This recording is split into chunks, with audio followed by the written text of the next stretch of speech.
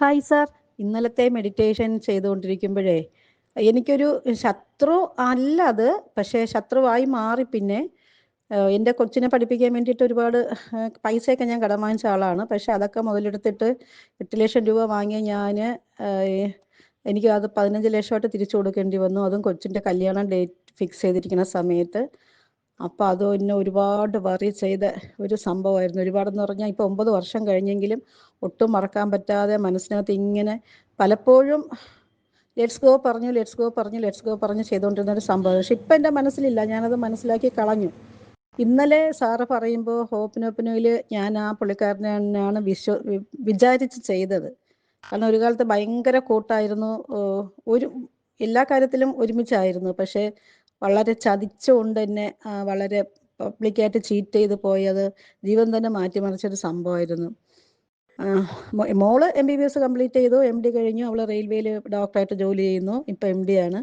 അതൊക്കെ ഓക്കെ. അന്ന് എനിക്കൊരു ഹെൽപ്പ് തന്നു, സത്യമാണ്. പക്ഷേ 8 ലക്ഷം രൂപ കടം വാങ്ങിയിട്ട് 6 മാസത്തിനകത്ത് 15 ലക്ഷം രൂപയായിട്ട് എനിക്ക് തിരിച്ചു കൊടുക്കേണ്ടി വന്നത് പബ്ലിക്കായി.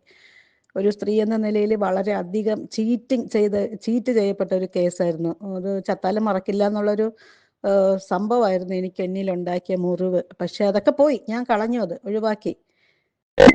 ഇപ്പം എനിക്കിനി എന്താ ചെയ്യുക? അങ്ങനെ ഇന്നലെ ഞാൻ ആ സംഭവം തന്നെയാണ് ഞാൻ ഓർത്തെടുത്ത്.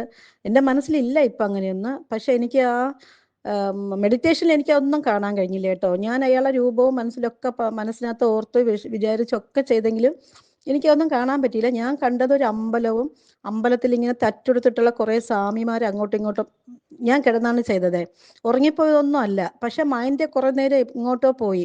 തറ്റെടുത്ത് അങ്ങോട്ടും ഇങ്ങോട്ടും നടക്കുന്ന കുറേ സ്വാമിമാർ വൈറ്റ് ഡ്രസ്സ് പൂണൂലൊക്കെ ഇട്ട കുറേ സ്വാമിമാർ. അത് അമ്പലവും കണ്ടു കൃത്യമായിട്ട്. അത് കഴിഞ്ഞിട്ട് പിന്നെ ചന്ദ്രൻ ഇങ്ങനെ ഹാഫ് മൂണായിട്ട് ഇങ്ങനെ നിൽക്കുന്നു. അപ്പം ഞാൻ ഓർത്തു, ഞാൻ പുറത്താണോ? ഞാൻ അകത്തില്ല, ഞാൻ മെഡിറ്റേഷനിലായിരുന്നില്ല എന്ന് പറഞ്ഞ് പെട്ടെന്ന് ഇങ്ങനെ എനിക്ക് ബോധം വന്നു. അപ്പം ഞാൻ ശരിയാ, ആ സമയത്ത് തലയൊക്കെ അങ്ങ് ചൊറിഞ്ഞ് പൊട്ടുന്ന മാതിരി. എനിക്ക് തല ചൊറിച്ചിലൊന്നും വരാറില്ല, പക്ഷെ ഭയങ്കരമായിട്ട് തലയും ചെവിയും മുഖമൊക്കെ ഇങ്ങനെ ചൊറിഞ്ഞ് മാന്തുന്ന പോലെ ഒരു ഫീലിംഗ് വന്നു. അതായിരുന്നു ഇന്നലത്തെ എൻ്റെ മെഡിറ്റേഷൻ അനുഭവം. പക്ഷെ ഞാൻ പറഞ്ഞ ശത്രുവാണെന്ന് പറഞ്ഞ വ്യക്തിയുടെ ഒരു രൂപവും കിട്ടിയില്ല, എനിക്കൊന്നും ചെയ്യാൻ പറ്റിയില്ല. എനിക്കൊന്നും അയാളെ രൂപമേ അങ്ങയുടെ അതിനായിട്ടേ വന്നില്ല. അങ്ങനത്തെ ഒരു മനസ്സിൻ്റെ ആ ഒരു സങ്കടമേ എനിക്ക് അപ്പം തോന്നിയൊന്നുമില്ല കേട്ടോ. Thank you sir, thank you.